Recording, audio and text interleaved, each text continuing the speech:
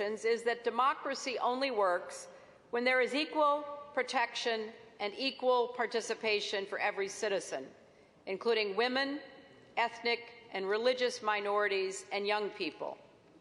Because transitions can be particularly perilous for these groups. They are often the first to be excluded, but when they are included, they enrich and strengthen new democracies. We saw this in Poland, where women kept solidarity alive when thousands of men were imprisoned. And after the revolution, they kept organizing, they ran for office, and the underground newspaper they started in the Gdansk shipyard became one of the most important publications in a free Poland. In the Middle East and North Africa, women have marched, blogged, and put their lives on the line. But as I discussed last night, they have seen their participation limited in this transition period. One Egyptian woman recently remarked, "The men were keen for me to be there when we were demanding Mubarak should go, but now that he has gone, they want me to go home." This is not just a problem for women. It's a problem for men, too. It's a problem for every citizen, and it's a problem for the community of democracies. I hope that what we will do is make it very clear that as parties are organized, as platforms are written, as campaigns are waged, and elections are won, no one can claim to be representing the democratic will if their intention is to marginalize women. We are watching closely the parties that are forming in countries like Tunisia and Egypt, and we have said we are, in the United States, willing to engage with parties that are pledged to nonviolence and the political process, but we expect every party in a democracy to recognize the rights of women. We are also watching closely to make sure that what happened in the Balkans in the 1990s does not reoccur. Ethnic and religious minorities are at risk. I remember talking with a group of Bosnians shortly after the Dayton Accords were agreed to.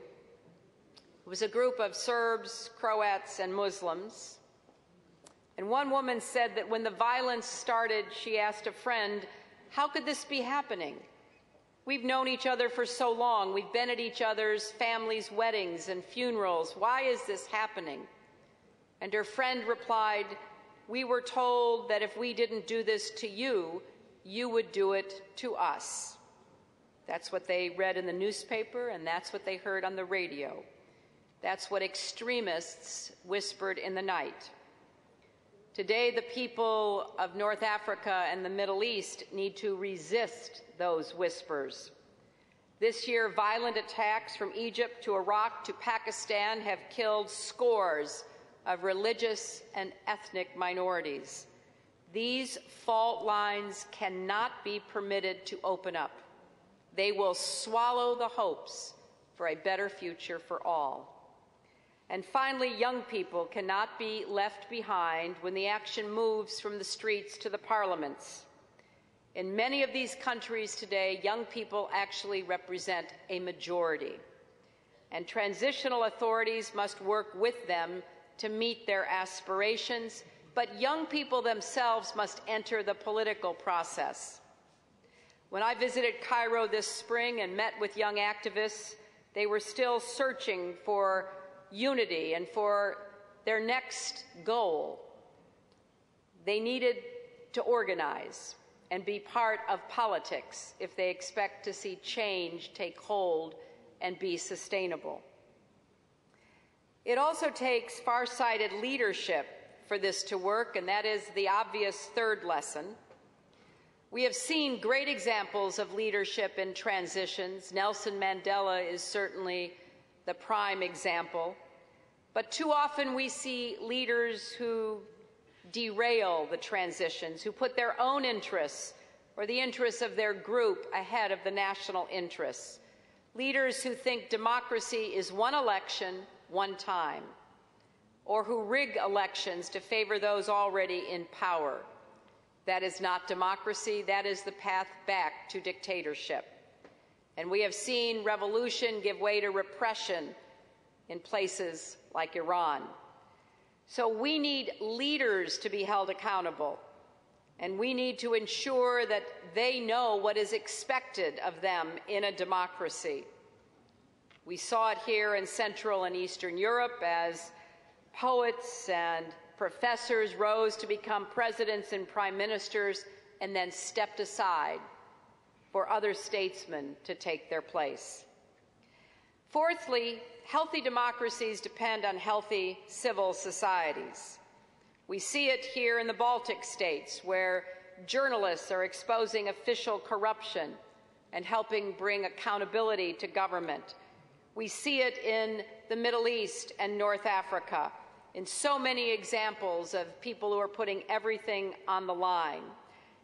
But we have to protect civil society. And I thank the community of democracies for establishing a new alert system to galvanize a global response when governments propose laws that would restrict civil society. 5 times we have raised the alarm, and 5 times the law has not passed. We have also worked with partners to establish a fund to help NGOs resist repression.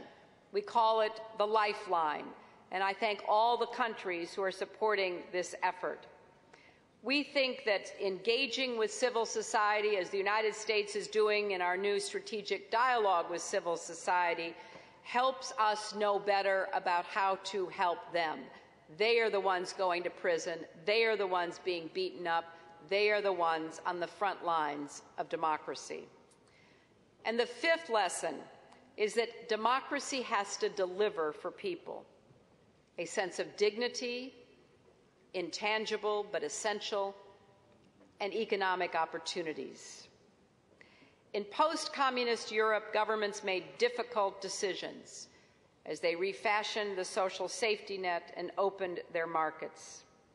They knew that, painful though it was, free markets unleashed human potential.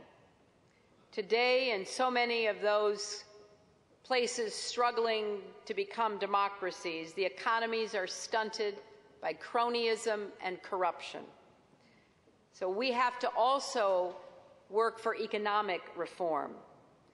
We are hoping to launch enterprise funds to invest in Tunisia and Egypt, as we did in the Baltics at the beginning of their transitions.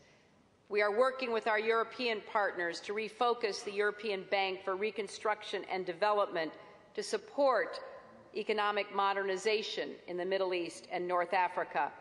And we've joined with the EU and the G8 to offer a new vision for regional trade and economic integration.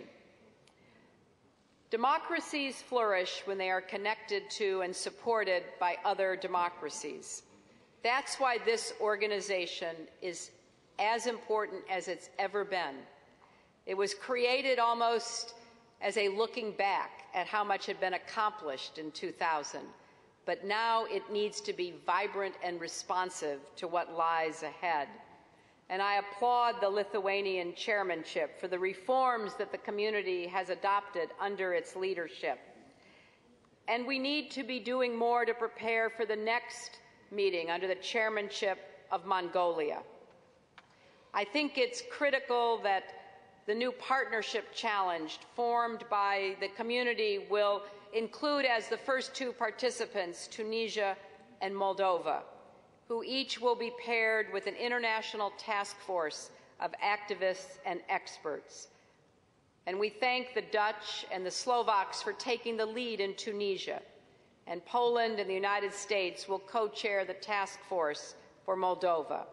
We will contribute $5 million from USAID to support this new initiative. So as we look forward to help those who are emerging, let us also be clear that we must prevent any setbacks to democracy in our own countries and regions. We should speak out when countries like Belarus brutally repress the rights of its citizens, or where we see opposition figures facing politically motivated prosecution, or governments refusing to register political parties. So we have a very healthy agenda, but I don't know of any more important work that could be done in the world today. Let us be sure that we support these new democracies and we keep moving ourselves toward perfecting our own democracies. I think we are up to the challenge, but it does need a community of democracies to make sure we meet it. Thank you all very much.